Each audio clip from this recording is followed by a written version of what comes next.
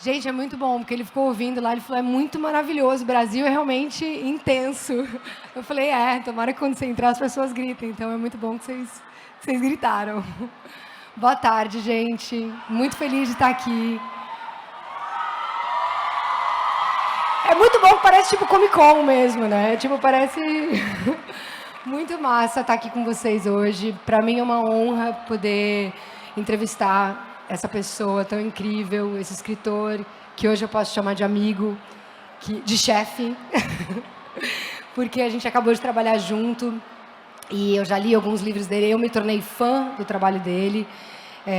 Já deram uma introduçãozinha, vocês estão aqui, vocês devem conhecer. Quem não conhece, busquem os livros do Blake. É um autor que eu acho incrível. E eu fiz umas perguntinhas aqui para começar, mas eles já falaram para vocês mandarem perguntas também, a gente começar um pouco nisso. William Blake Crouch é o nome dele. Nasceu 15 de outubro de 78 em Statesville, Carolina do Norte, Estados Unidos. É isso, né? Is that correct? Correct. Crouch, da onde que vem sua família? Que parte do nome Crouch? So my family is originally from some place in the UK, Scotch, Irish, English. In the United States, we came to the Southeast, and I grew up in North Carolina, and most of my family is still there. But now I live in Colorado. Eu traduzo? Tá todo mundo ouvindo, né? Ah, tá bom, que eu já estava preocupada. Eu falei, eu vou traduzir, então. Ótimo. Eu só acho bom sempre saber de onde a pessoa veio antes da gente começar a conversar. E essa é a sua primeira vez no Brasil. You're going to say something. Você ia falar alguma My very first time in Brazil. First time in Brazil. Love Brazil. I want to stay. Say oi. Oi. Oi. Blake, a Bienal esse ano tá completando 40 anos, né? E como você pode ver, a gente conversou ontem um pouco no jantar da importância da Bienal na formação, né, de leitores, bem a partir de uma infância. A gente viu agora esse painel com um monte de criança. É um evento super importante no Brasil e que a gente tem que continuar lutando para que ele exista forte, que tenha muitos anos de vida. Eu tenho 40 anos, você tem 44 e a Bienal está fazendo 40 anos. Queria saber que tipo de livro você gostava de ler quando você era pequeno, assim. O que foi te formando na sua infância, quando você começou a se tornar leitor?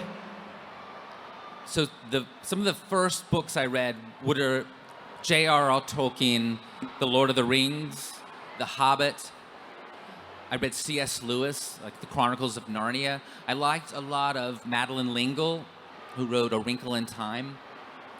And as I got older, I started gravitating towards darker fiction, like Thomas Harris, who wrote The Silence of the Lambs and Red Dragon, maybe the scariest book of all time.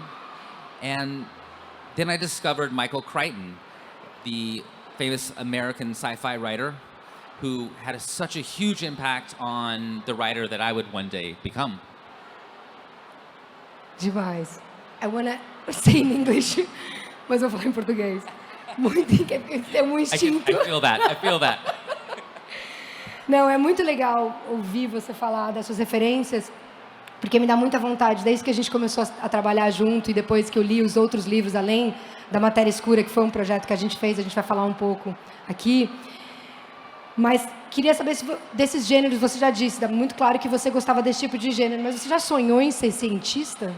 E eu pergunto isso porque os seus 3 livros que foram lançados no Brasil têm muito da ciência. Quem já leu entende o que eu estou falando sobre Matéria Escura e o Recursão, agora o Upgrade que ele está lançando.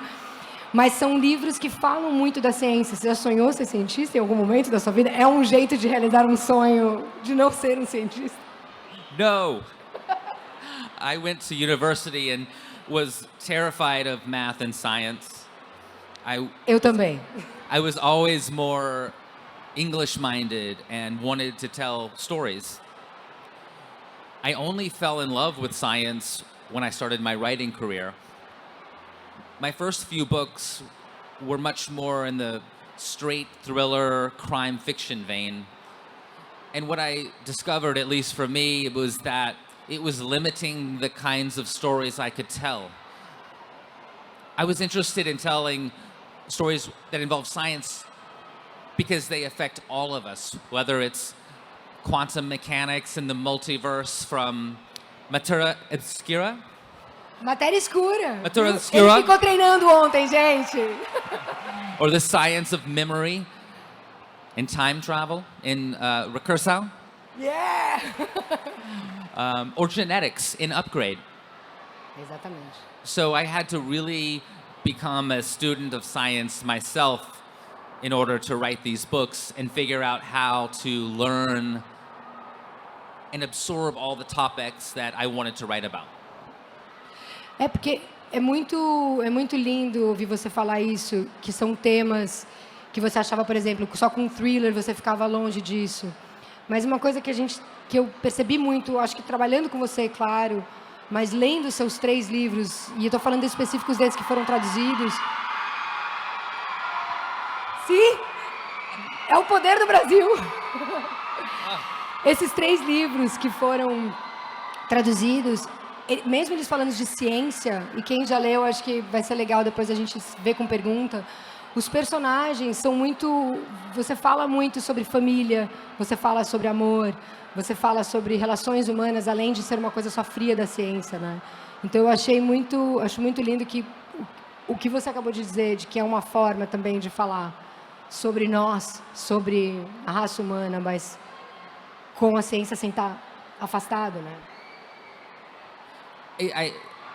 I feel like a lot of people would read science fiction, but they're afraid of it because they think it's lasers and spaceships and aliens, and there's this perception that science fiction has to be cold and mathematical.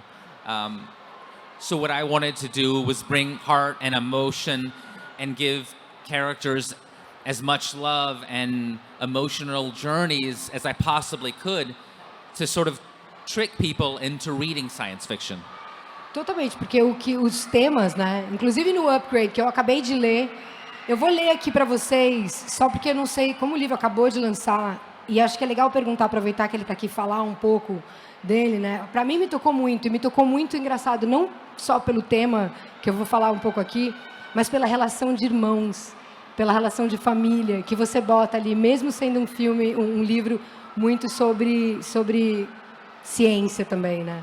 Mas eu queria ler só para vocês uma descrição bem rápida, para quem não sabe ainda, para quem não leu, que é o Upgrade que ele está lançando agora, que é assim: o Upgrade traz a história de Logan Ramsey, é um homem que percebe algo estranho no seu corpo e cérebro.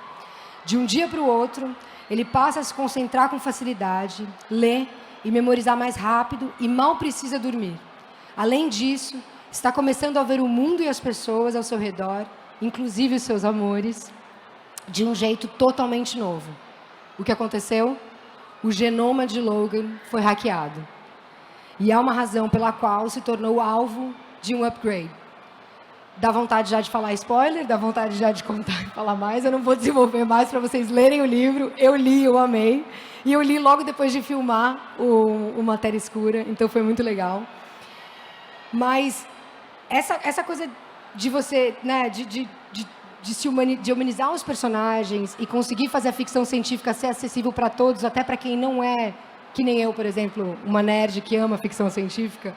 Como que você se inspira para a criação dessas histórias? Assim, quais autores, talvez na sua adolescência, não tanto na infância como a gente falou, mas no seu momento atual, que te inspiram para você estar criando essas histórias, como esses 3 livros que a gente tem aqui no Brasil, lançados, que a gente pode ler? Michael Crichton was probably the biggest science fiction inspiration to me. I loved Ray Bradbury as I was a kid and discovered him in school, and of course George Orwell, like 1984. These were the first like seminal sci-fi works I read. In terms of trying to create these worlds, I think of the worlds of these books in 2 ways. We have the science world. So when I'm starting to figure out what kind of a book to write, it's what kind of science do I want to tackle? genetics, time travel, quantum mechanics. But that's only part of it.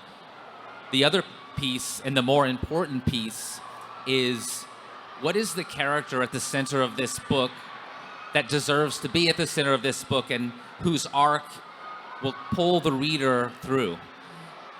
And a lot of times what I realized when I was writing Dark Matter is that very often this character has a lot of similarities to me or to what I am going through in my life at the time. When I started writing Dark Matter, I was at a very low point in my life. I was in my late 30s, middle 30s, and I was starting to question a lot of the choices I had made. I was looking around and asking, how am I at this place in my life? What were the roads I chose? And what if I had taken a different road? What would my life look like? I didn't know this at the moment that I was really talking about myself. I thought I was just writing this character named Jason Dessen. But by the time I got to the end of the book, I had this feeling like, oh shit, I'm writing about myself and my life. And I'm gonna have to be vulnerable with my fears and with my insecurities and try to write about a character who has these same fears and searches for the life he wants. That's beautiful. And I love because we talked a lot when we were doing Dark Matter, and one of the things that I most love about the book is that the theme that you just described, and it's really interesting for us fans to... Desculpa, tô falando inglês. I was hearing Portuguese. Desculpa. Gente, foi eu trocando de cartão. O que eu acho lindo do que ele tá falando, que a gente quando tava filmando... Desculpa, gente. Me animei. Eu tô de fã, gente. Eu sou fã. Quando a gente tava filmando, e quando eu conheci o Blake, depois de ler o livro, uma das coisas que eu achei mais linda é que o tema do arrependimento é um tema que é muito comum a todos nós. Todos nós, a gente pensa no e se, e se, e se. Então, ouvir você como autor falando de que isso foi uma inspiração para você, que veio da sua vida pessoal, que você botou num livro, é muito lindo. E eu queria ler para você, na verdade, que bate um pouco com isso sobre criação, bem rápido. Jorge Amado é um grande escritor brasileiro, acho que um dos escritores brasileiros mais famosos no mundo, né? E ele disse uma coisa que eu quero ler para você, para todo mundo, e eu quero saber a sua opinião. Ele fala: toda vez que o personagem está conduzindo o livro, você sabe que o livro está andando. E toda vez que o personagem reage contra qualquer coisa, é você que está errado. O personagem é quem faz o romance. Quando é o autor que faz o romance não presta. Pelo menos no meu caso.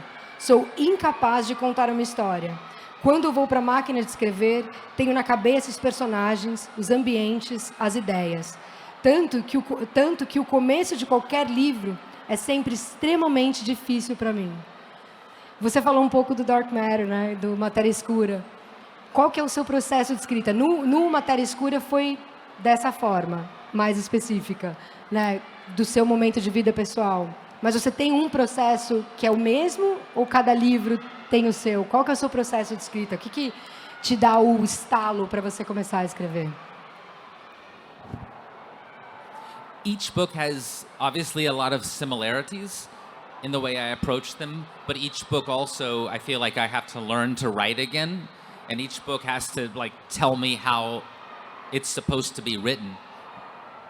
I would say the one thing that is the same for all books is the books begin with almost these dreamlike sketches of scenes. I see characters who I don't know or understand who they are or why they are where they are. And I see them in these environments that are almost like dreams, and I'm like, what is this? Stephen King, the American horror writer, described writing a book as unearthing a fossil. It's almost like the book already exists under the ground, and you just have to carve it away and find it and reveal it to yourself so you can reveal it to readers. And I feel that very strongly in my work. In terms of nuts and bolts process, I have a journal that I'm often write in, and I write these little sketches down. Sometimes I'll wake up from a crazy dream, and I'll have, you know how you dream and then you lose it. So I try to write that down immediately so I can capture it. And I'll do this for a period of months and just collect all these little vignettes. And eventually, hopefully, it all starts to coalesce into a real idea. And when that happens, I read through this journal again, and I try to decide if I think I see the shape of a book. Do I see the scenes? Do they make sense? Is it something that I want to spend 3 years writing? And if I have any hesitation at all, I put it aside and start something else, because you have to have that passion to go through the thing. That's not to say that you can't be afraid of it. In fact, the best things that I've written, initially I didn't want to do because I thought it was scary. I don't want to spoil it for anyone who hasn't finished Dark Matter, but the end of Dark Matter, I didn't know what that was for a long time. And I went back to my journal when I was stuck, and I read this sentence that said, well, what if Jason gets home and discovers a bunch of other versions of himself have also made it home? Sorry, I just spoiled it. And I remember I read that, and I thought, that's stupid. That's a stupid idea. That's crazy. And I was, because I was like recoiling against it. I'd never done anything that like big or bold. And then I just decided to do it, and it worked out really, really well. So if I'm afraid of something, that's usually a good sign. É lindo isso, né? E de encontro ao medo, ao que não te é fácil e óbvio, né? Eu acho que tem um pouco isso, você se desafiar e não ter medo também de se expor, né? Porque se Dark Matter, agora você falando, é uma forma de você estar rasgando o seu coração pro leitor, né? I have a question for you. Ah, não. Eu falei, proibi eles de fazer questão pra mim, gente. Do you feel that way when you are choosing roles? Is there something when you read a script and decide, is this something that I can do, I want to do? Do you ever read something and you're like, oh, I don't know if I should do that? But then you're like, oh, wait, I should do that because it's going to push me. Você me fez a pior pergunta que você podia fazer, porque você sabe exatamente o que eu vou responder. Eu vou contar, então, em primeira mão, todo o processo que eu fiz para conhecer essa pessoa e fazer a série dele. Porque eu li o texto e tinha uma sensação dentro de mim muito profunda de que eu preciso contar essa história. E eu preciso contar essa história pelo tema que eu falei, que é comum a todos nós, o arrependimento. Como o arrependimento e o tempo da vida, às vezes a gente perde tempo se arrependendo, ou a gente não vive o presente porque a gente fica pensando no em si. Ou às vezes não, ou você vive o presente, mas poderia ter sido diferente, mas não foi. Então eu acho que cada história que chega para mim, eu tento ver um pouco com essa perspectiva do eu, Alice, como isso me bate como leitora, como que gosta do projeto, enfim, que está curiosa sobre aquilo, mas principalmente de personagem, como o que eu posso aprender com essa personagem ou como eu posso me desafiar com ela. Eu acho que é meio sobre isso. E poder também me desfazer inteira para virar uma coisa totalmente diferente. Mas, no caso específico do Matéria Escura, foi um desses casos de olhar independente. Tanto que, no início, eu conversei falando para um papel e aí acabou mudando para outro, porque eu falei, não importa, eu quero muito, queria muito trabalhar com você, e outro, eu queria muito participar de contar essa história, porque eu acho que é o tipo de gênero que eu amo, que é a ficção científica, mas fala do ser humano, que depois que te conhecer, eu entendi por que você escreve dessa forma, porque você tem um coração gigante. Mas é sobre isso, eu acho que é saber contar a história com essa delicadeza de poder se rasgar mesmo, e se expor. Eu acho que é bom a gente ir até o nosso limite, sabe? Agora chega, vou voltar aqui para a minha pergunta. Ele não cumpriu a promessa. Vou falar de uma novela que ele escreveu, mas que não foi traduzida, mas eu queria falar de Summer Frost. Porque Summer Frost é uma novela, né? Vai lançar? Já lançou? Já traduziu? Gente, eu achei que não tinha sido traduzido, desculpa, porque eu li em inglês. Ah, então, já está traduzido. Summer Frost, qual é o nome em português? What's the name in Portuguese? Qual é o nome em português? É o Summer Frost mesmo, ficou em português. Fala muito, é uma história que toca um tema muito atual, que é o tema da inteligência artificial. E muito importante para a gente agora, porque a gente está em greve nos Estados Unidos, tanto dos roteiristas quanto dos atores. E é um tema que está sendo muito discutido, e eu acho que em todos os lugares, tanto na ciência, enfim, mas principalmente na arte. Queria saber sua opinião um pouco sobre o que você acha sobre esse universo do AI e como vai ser, qual é o seu ponto de vista sobre o agora, principalmente na escrita, né, no universo literário. E como é que você criou essa história? Lembra que eu cheguei no set, eu encontrei com ele, eu falei, Blake, pelo amor de Deus. Então eu queria saber que você contasse um pouco, falasse um pouco do seu ponto de vista sobre AI e sobre Summer Frost.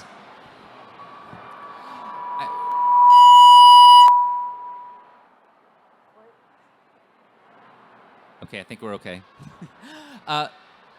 Summer Frost, if you haven't read it, is about artificial intelligence.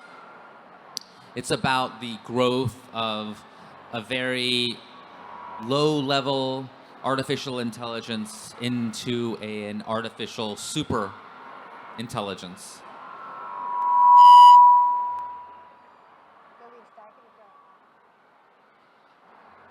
I wanted to write about it because I think AI is probably the most pressing technological advancement that humanity will face.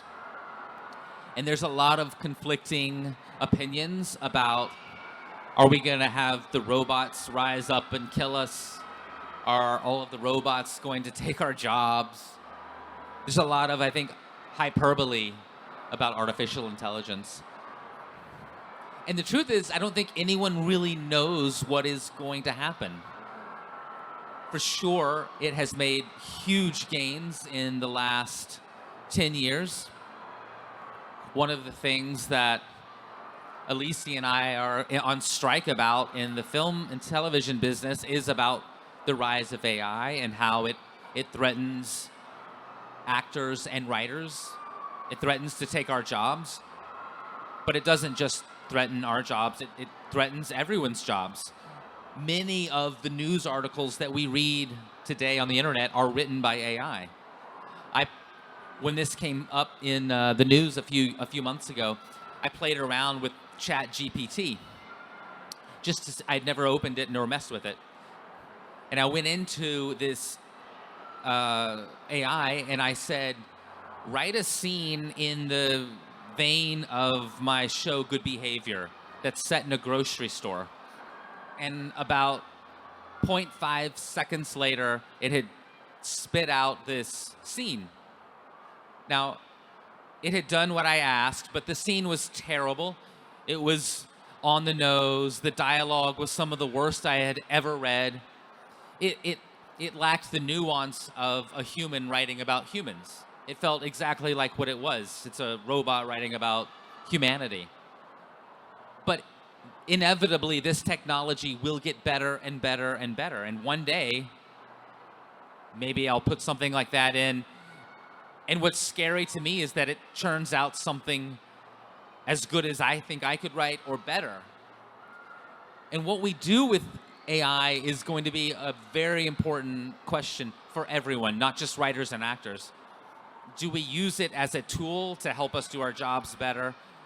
Or do companies take it over and use it as a way to replace us with free labor? That's the real fear. And as of right now, we have no idea and no way to know what the future holds. So we just have to be very, very cautious as we move forward with it. So I wrote a very extravagant story about AI that takes this premise to the extreme. It takes the premise of what's called strong AI. AI that isn't just as smart as a human or slightly smarter, but is orders of magnitude better at everything than a human is. And the result of the story, which I will not spoil this story, but it is sketchy and dark and twisted. And I hope that people continue to read it because I think it is a very important, almost cautionary tale. It's like Frankenstein a little bit. I think Frankenstein. That's what I felt when I was reading it. Was the first artificial intelligence story. Man creates something that becomes stronger than man and terrorizes man. And I think that we've been writing about AI before we even had computers. It's like we've known this is coming. So we should be very, very careful. E foi muito interessante que quando eu li o Summer Frost, a gente ainda estava filmando, e naquela semana o Yuval Harari tinha escrito um artigo sobre AI. E aí a gente mandou, e aí a gente falou um pouco, né? Yuval tem sido uma referência para você também, né? O Yuval tem sido para você.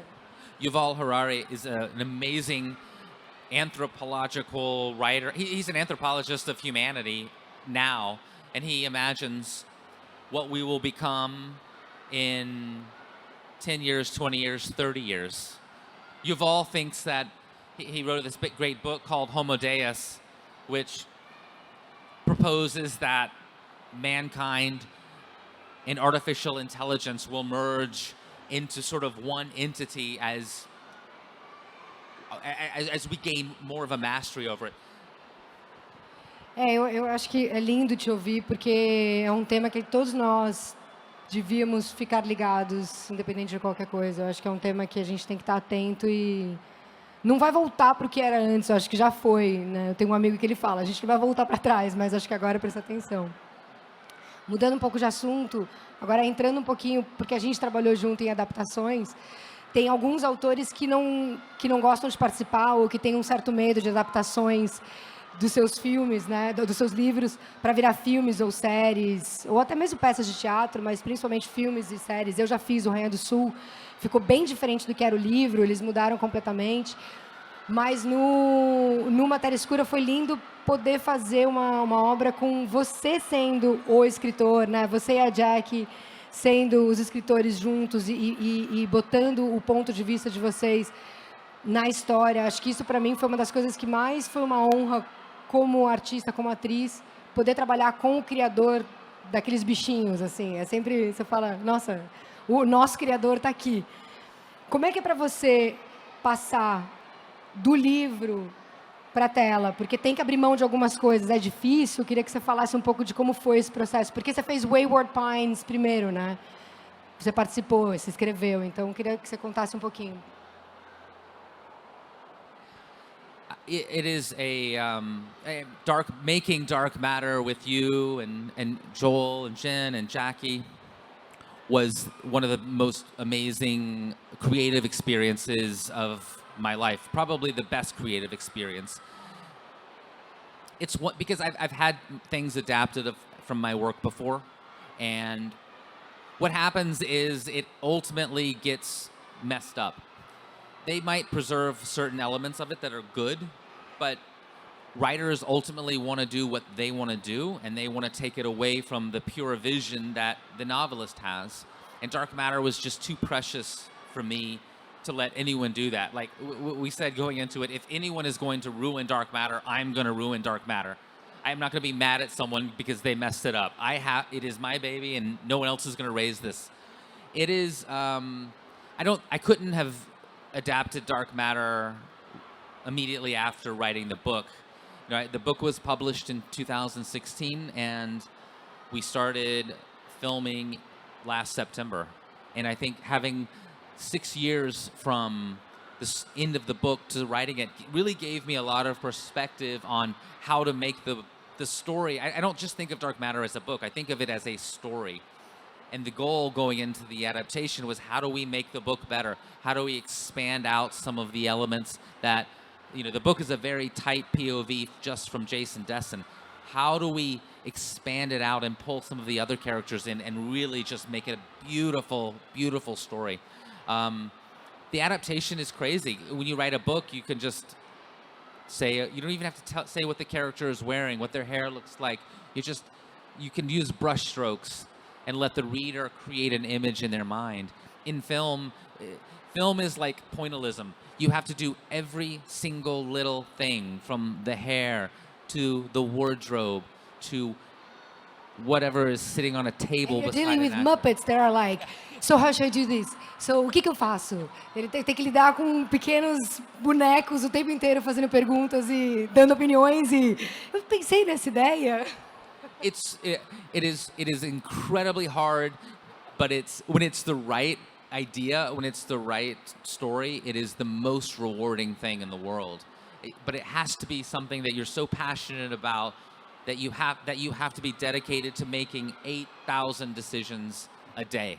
E é lindo porque eu sempre penso assim, até me perguntaram aqui assim, como é que é, né? Eu já fiz algumas adaptações de livros, já participei de uma obra do Saramago, né, o ensaio sobre a cegueira, participei do Eduardo e Mônica, que era uma música, virou um filme, o Rainha do Sul, que mesmo não sendo livro, também era de uma coisa original, tem uma coisa com as expectativas dos fãs também, né? Porque quando a gente faz para os fãs. Quando você escreve um livro, você escreve porque está no seu coração, mas você está fazendo para alguém ler, para alguém dividir aquela jornada, né?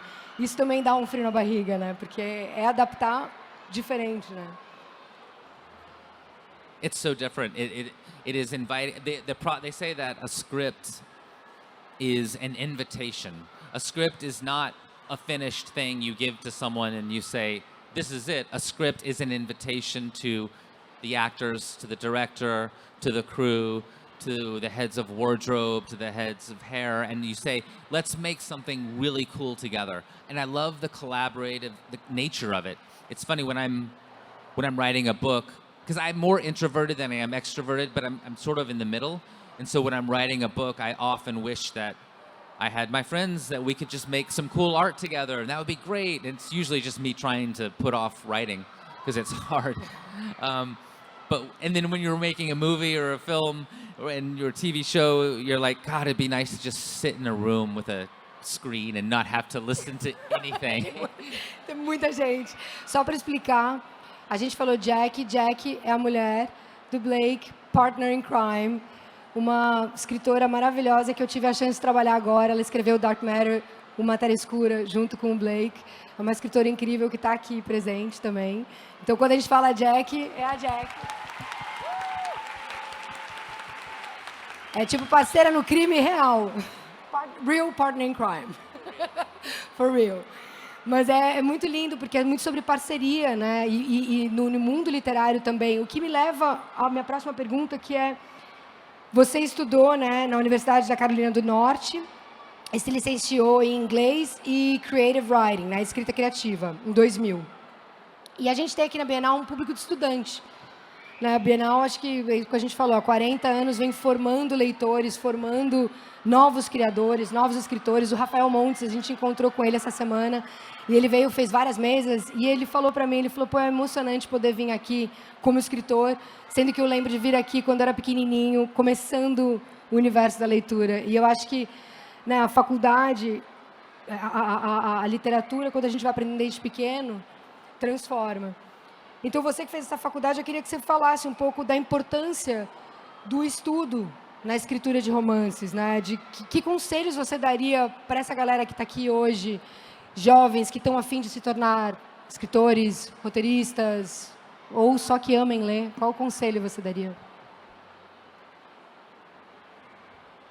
How many people here are writers in the audience? Wow. Todos fãs. Amazing. I did study creative writing and English in college. You do not have to go to college to study writing. You just don't. I think you can learn a lot, but you can also learn a lot of bad things. You can be influenced and swayed by people who are, for lack of a better word, pretentious and not interested in story in the way that I am, and I think that you should be. My advice is, I think, pretty simple. It's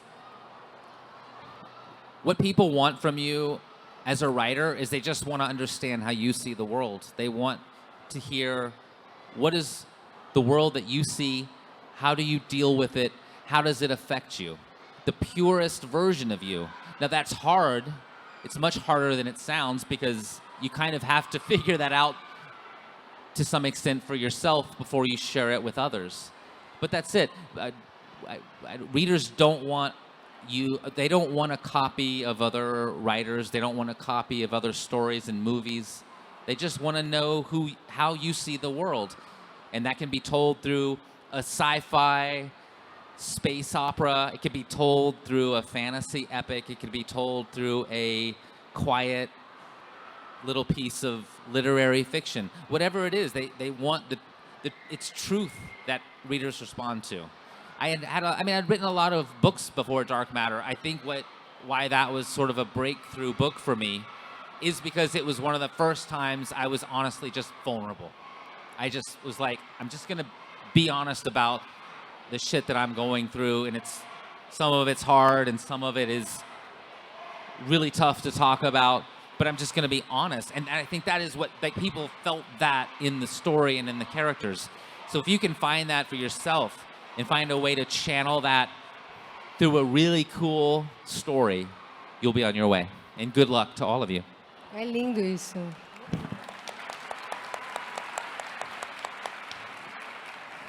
É muito lindo isso. Isso vale para os atores também, né? Porque quando você está vulnerável e quando você abre o seu coração e você faz de verdade, com alma, eu acho que é quando mais as pessoas acreditam no que você está vivendo, fazendo e experienciando, né? É engraçado que a pergunta aqui do José Pessoni, eu vou passar para as perguntas, aí se a gente terminar as perguntas e alguém tiver mais, mandem mais. Mas eu vou passar para as perguntas.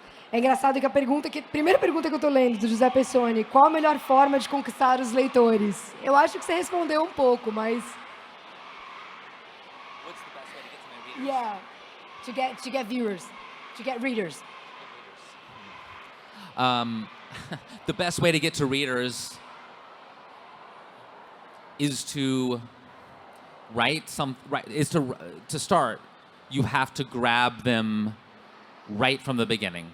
Whatever it is, you have to grab them by the lapel and shake them, and that can be a chapter an opening chapter where something crazy and wild and unexpected happens. It can be a chapter where we meet a character we think we're supposed to hate, but suddenly realize, no, I actually see a lot of goodness in them. I think the best way to get to readers also is probably Instagram. Eu sou terrível com o Instagram, então. Gabi. Gabi, é você? Eu acho que é você, Gabi? Gabi.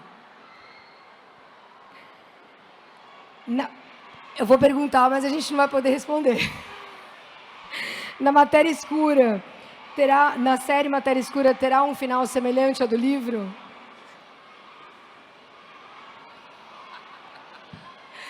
Os dois vermelhos, ninguém pode falar. We definitely can't talk about that just yet. Assistam. Soon. Soon, logo.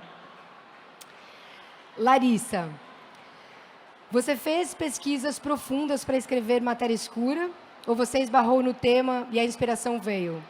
Porque justamente o gato eu nunca soube falar. Você vai falar. Eu nunca soube. Schrödinger. Schrödinger. Toda vez que eu lia no roteiro, eu falava, eu não vou falar.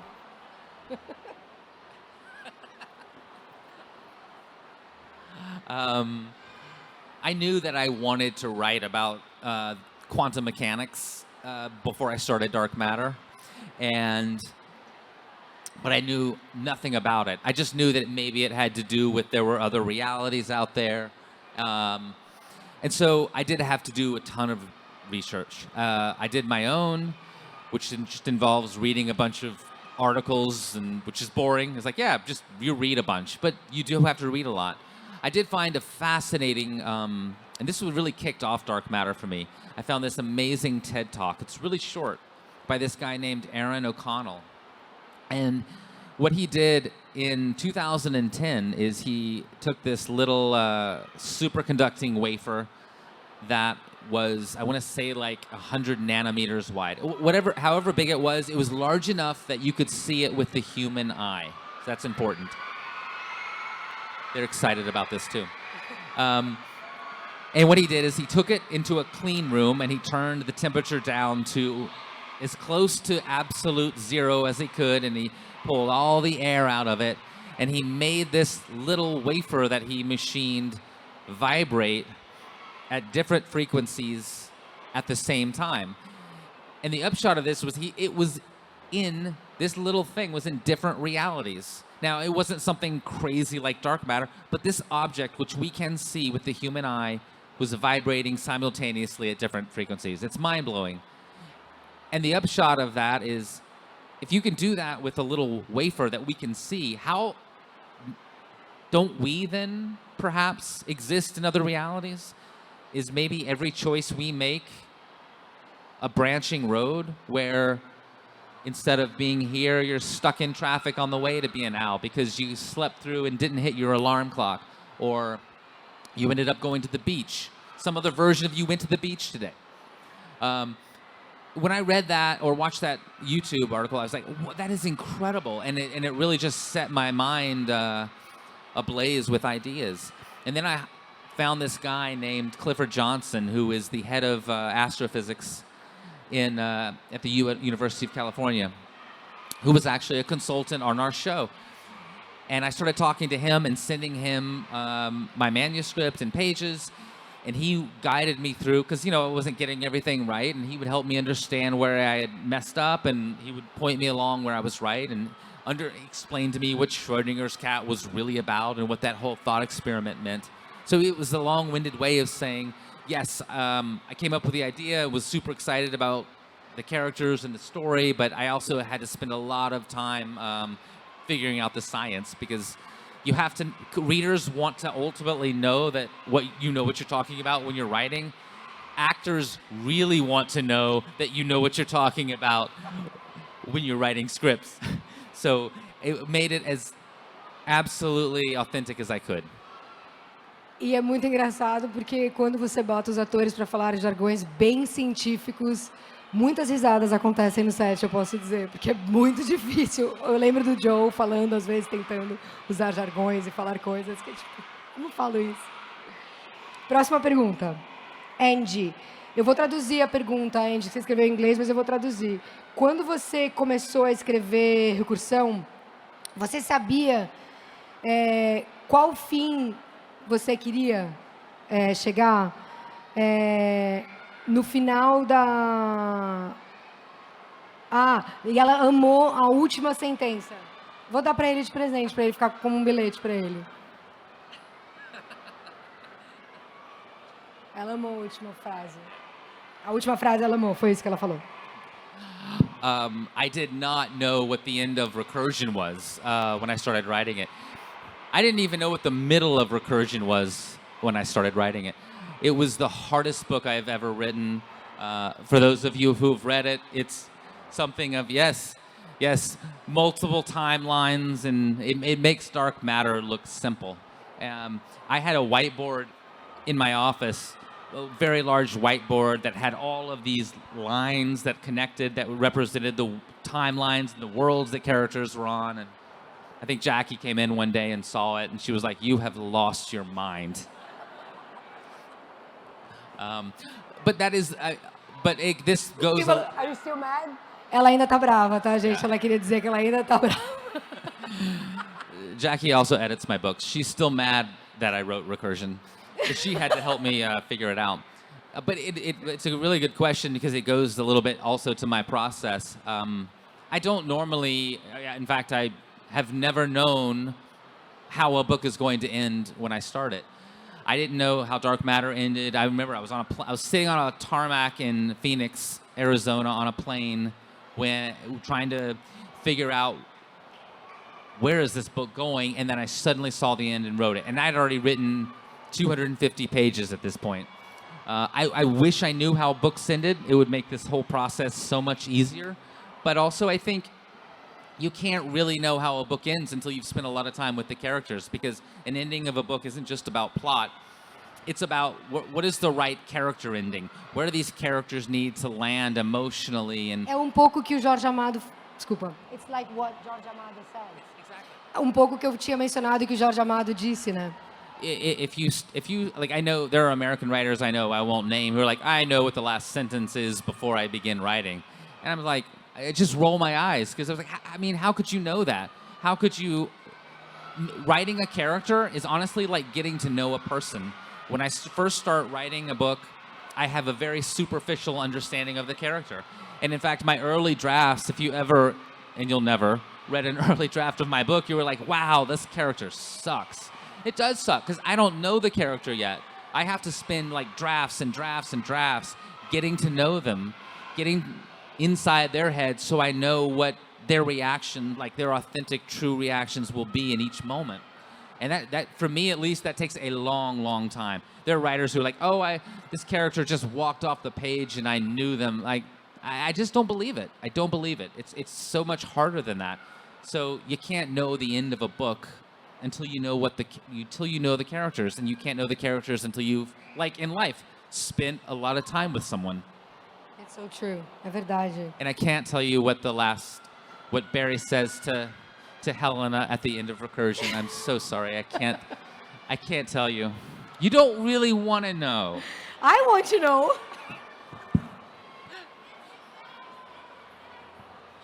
And he says,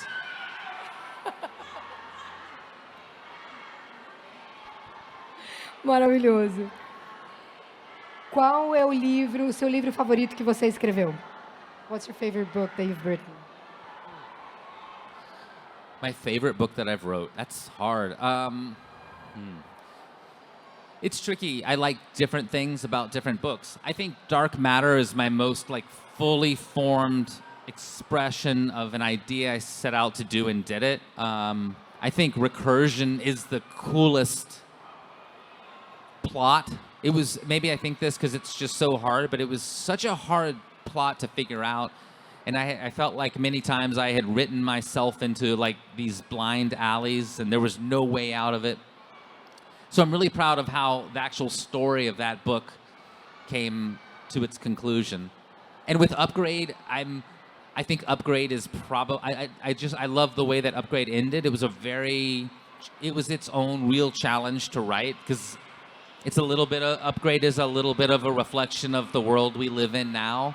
You know, I think we all wish that we could just force an upgrade on humanity to make us all more intelligent, kinder, to make smarter decisions, to stop ruining our planet. I think we all want to do that, and that writing that book came with a lot of anger at me. I was writing it as, you know, during the Trump years of America, and there's so much rage in that book. But I'm not going to spoil it, but I was really happy with the way that book ends. I'm really proud of that. So I guess it's all to say I don't know that I have a favorite. You know, each book is hard, and I know what each one took, and I'm proud of each one. Demais. Tem duas perguntas aqui que depois vocês me procuram, que eu respondo para vocês direto, que é para mim, mas eu fico com vergonha. It's for me. Para terminar, tem mais alguém que quer fazer alguma pergunta para o Blake? Tem?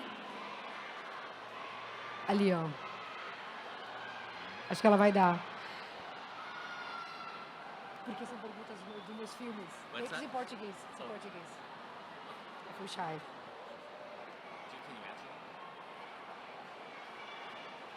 É sobre o X-Men. Como foi trabalhar nos Novos Mutantes. Foi maneiro. Foi muito legal. Cadê? Ela trouxe?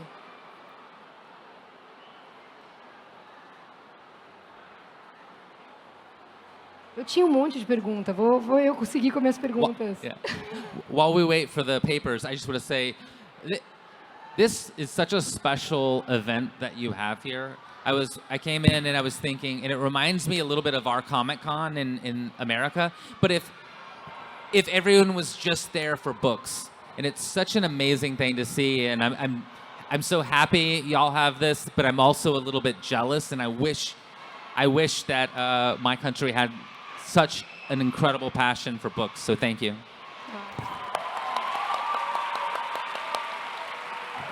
É lindo, porque ontem a gente estava jantando e o Blake falou que normalmente tem eventos assim nos Estados Unidos, mas normalmente é para as editoras, não é para o público.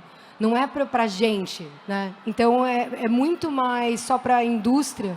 Então quando você dá essa possibilidade e 40 anos fazendo isso, né? É muito especial. Holanda. Os filhos são sempre jovens demais para realmente enxergarem os pais na melhor fase. É uma das frases mais marcantes de recursão. Para você, como o gênero sci-fi colabora para a construção de debates tão pessoais e emotivos? Incrível essa pergunta, porque eu senti a mesma coisa lendo o livro. Sorry, I kept talking. I got excited, sorry. She said, os filhos são sempre, the kids are always too young to really see the parents in their best phase. It's one of the best and most touching phrases from recursion.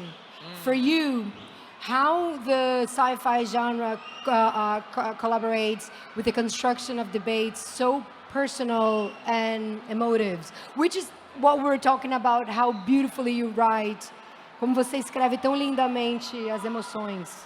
Well, I mean, I think the best sci-fi really is about humanity.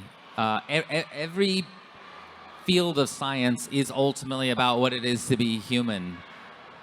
Quantum mechanics is about regret. It's about all of us wondering what could we have been when we should actually love exactly where we are right now. Because if you pull one little thread, you don't know what the domino effect would be, and your life could look completely different. Yeah, maybe better, but also possibly catastrophically worse. With genetics, it's DNA is hard science and biology an upgrade, but DNA is literally what makes us who we are. I mean, we are just made up of the arrangement of 4 nucleotides. And that's crazy when you think about that and how you start, and like we're trying to do that as humans right now. We're trying to change the way that humanity expresses itself in genetics. And should we be doing that? Should we be just trusting that we are who we are? Great science fiction is always about humanity, and that's what I try to write. Beautiful. Última pergunta. A gente já tocou um pouquinho, mais ou menos, mas você dedica muito tempo estudando para escrever seus livros? Como é que é esse processo, né? Eu acho que você estuda bastante ciência, né? No, didn't study any science in college. I literally took one science class in university, and it was geology. It was just rocks, because I thought that's not hard. And it was really hard, and I barely passed it. So no, the study is now because I love it, and whatever I find interesting and emerging in terms of the technologies and what we're discovering about ourselves, that's what I want to write about. E esse é o seu processo, então, quando você começa estudando, depois vai para a escrita. Yes. Demais. Bom, acabou o nosso tempo ou a gente ainda tem um pouquinho? Tem um pouquinho? Então vou voltar para minhas perguntas, que eu abri para as perguntas, agora vou voltar para minhas perguntas. Alguém tem mais perguntas, gente? Me ajuda. Eu sou atriz. Eu consigo atuar durante um certo tempo que eu consigo entrevistar alguém. Eu queria ser jornalista, não fui. Meu pai é. Inclusive, obrigada, pai, que me ajudou a fazer essa... Eu roubei dele várias ideias. Bora. Aí a gente queria contar para vocês que o Blake queria muito que as pessoas perguntassem, porque ele está muito feliz de estar aqui no Brasil. Você falou que ontem, yesterday, you told me that you wanted people to ask questions because you were so happy to be here. You wanted people to ask questions yesterday, you told me. So I was telling them because you were happy to be here. Eu sou muito fã, gente, então eu tô meio fã / atriz / entrevistadora. Tá difícil. Conchita? Conchita? Conchita. O que você mais gostou no seu tempo no Brasil? Está gostando ainda? Gastou? Gostou. Gostou. What did you enjoy more in your time in Brazil? Well, that is really hard. I went up to the top of Sugarloaf Mountain yesterday and just looked out across this incredible, beautiful city. It struck me, I don't know, maybe this is interesting to hear what someone who's never been here thinks of it. it's like someone just spread a city across the mountains. Didn't care that they're like just build a city across the mountains. And I think that is such a beautiful thing. I love the ocean. I love the food. But honestly, mostly it's the people. Y'all have such a vibrancy and a passion for life. Yeah, it makes me want to live here. Talvez escrever livro que se passe aqui. Maybe write a book that it's set in Brazil. Yes. Eu já tô pedindo emprego de novo, né, gente? I'm already asking for a job again. Maurício Batalha. Blake, na adaptação de Matéria Escura, o quanto você deu liberdade criativa para o restante da equipe e o quanto você teve que controlar para as histórias contadas, para a história ser contada da melhor forma?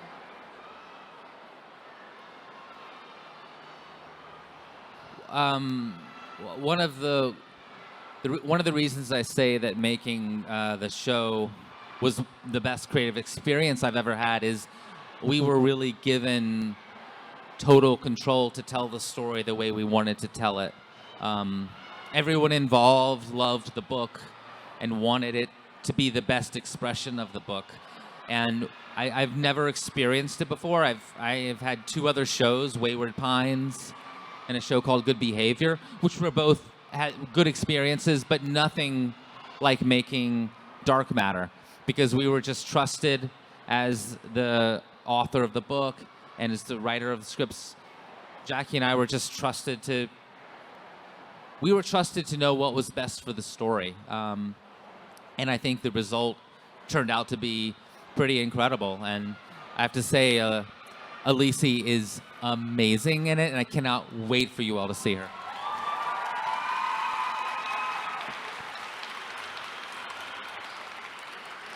Toda vez que eu falo com o Blake ou com a Jack, eu fico com vontade de chorar. Porque, para mim, eu queria muito fazer esse livro. Muito, muito, muito, muito. Então, quando eles me deram o presente de fazer a Amanda, para mim foi uma emoção. Eu fico emocionada até agora, porque era um sonho.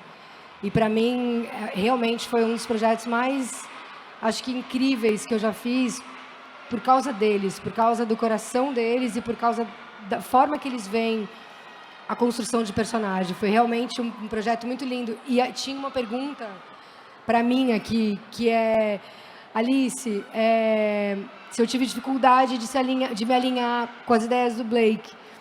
E nenhuma, na verdade. Quando eu li, eu fiquei completamente apaixonada e mandei uma carta para ele, porque eu li o roteiro, depois eu li o livro. O projeto parou por algumas coisas de produção, então ficou parado, e eu fiquei mandando mensagem: eu quero demais, eu quero demais, eu quero demais, eu quero muito fazer o teste, deixa eu fazer o teste, porque eu sabia que a visão que ele tinha para essa história era tão incrível. E depois de trabalhar com ele, conhecendo a Jack, vendo o ponto de vista que eles tinham sobre essa história, e uma história que é tão, como a gente falou, é gênero, é entretenimento, é ficção científica, mas fala muito sobre amor, fala muito sobre ser humano, fala muito sobre temas que são comuns a todos nós. Então, para mim, foi incrível. Desculpa, eu fico emocionada. Vou parar de falar.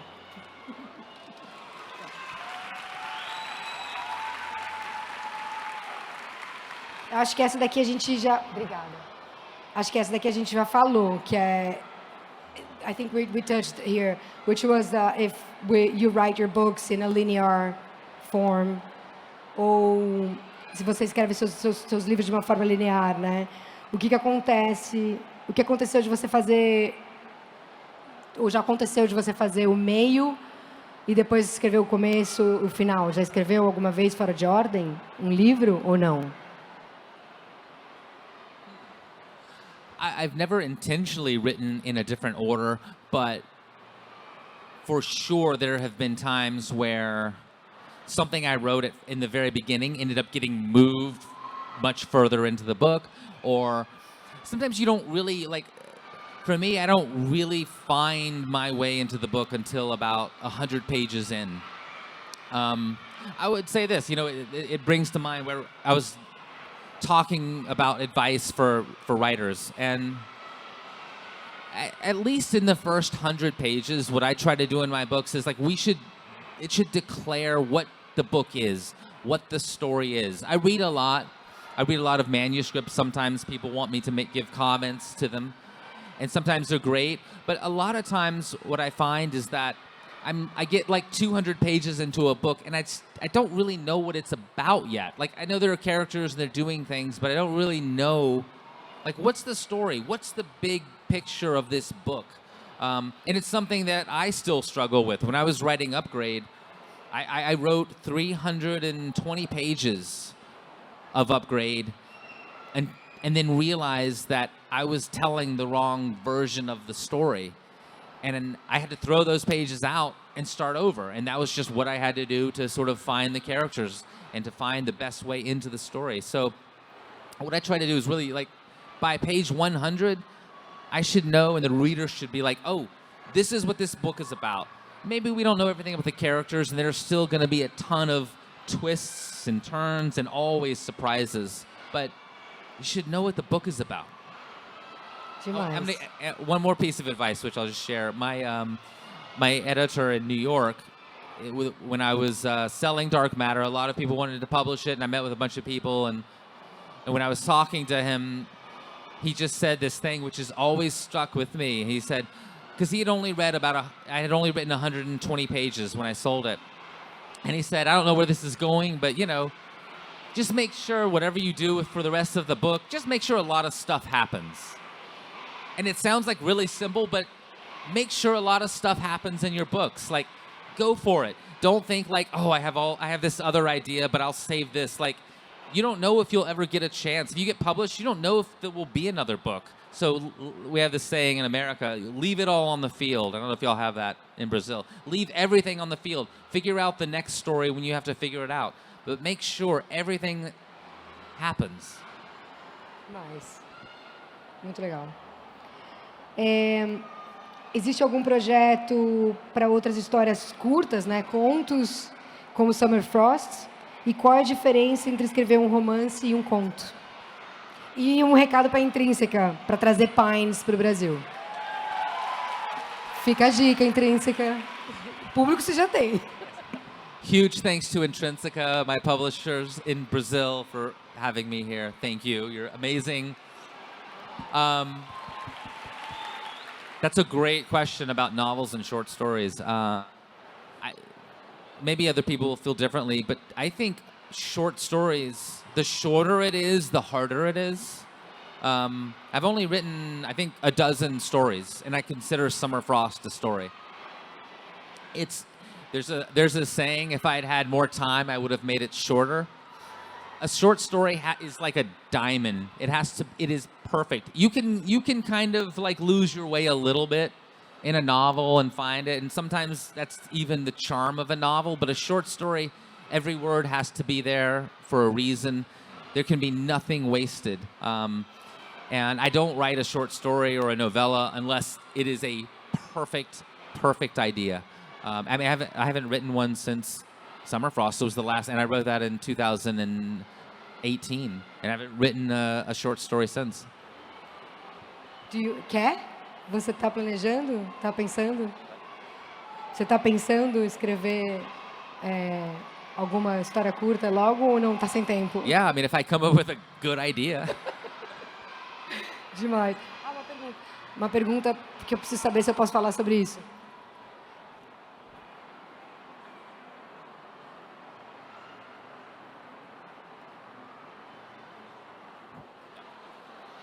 Desculpa, continue em segredo, vocês vão saber daqui a pouco. Pretende no futuro escrever algum livro fora da ficção científica? Wow, good question. I'm definitely open to it. I started off as, and I honestly, in my heart of heart, I think of myself as a horror writer. I would love to write a horror novel, just a scary, make you not sleep for a few nights horror novel. So yes, I am definitely open to writing something that's not sci-fi. Mas você já escreveu um pouquinho coisas um pouco diferentes no início, né, mais da carreira. Foi mais agora, mais pro fim, que você focou mais em ficção científica. Mas você já tocou um pouco nesse universo, né? Yes, in the beginning of my career, it was more horror-tinged crime thrillers. I'd also like to, I think I am definitely thought of now as a sci-fi writer, and I'm okay with that. But what I really like is blending horror, sci-fi. I mean, some of my books even have romance feathered in, and I like the hybrid of multiple genres coming together. Demais. A última pergunta, a gente também só tem 2 minutos. A gente já falou um pouquinho sobre isso, mas eu vou perguntar, porque eu acho que você sempre dá umas novas respostas para perguntas que a gente tocou já. Ao ler histórias que tratam sobre multiversos e linhas do tempo, quais aprendizados você acredita que podemos levar para os nossos cotidianos e relações? Yeah, that's a great last question. You know, for Dark Matter, I talk to a lot of people who've read it, and they all have, and I hear sort of multiple reactions from readers, and they're typically along the lines of, "Wow, I read Dark Matter, and just it really made me happy with my life, and it made me like appreciate what I have." But for me, there's like several like great reactions to Dark Matter. It's like if you get to the end of it and it makes you wonder, like it did for me, like, is this really the life that I'm meant to be living, or is there a different life out there for me? Then go and you have the power to change and go find what that life is supposed to be. And alternatively, if you get to the end and you're like, oh, I love my life, and I never thought about how if you maybe there's these things I want, but if you change one thing, it could change all the good things. And so I'm going to be happy and content and grateful for my life. That is also a completely great reaction. So I think it's all about just being open to change. And change could be a change in mindset, or it could be a change in what you actually choose to do and choose to be.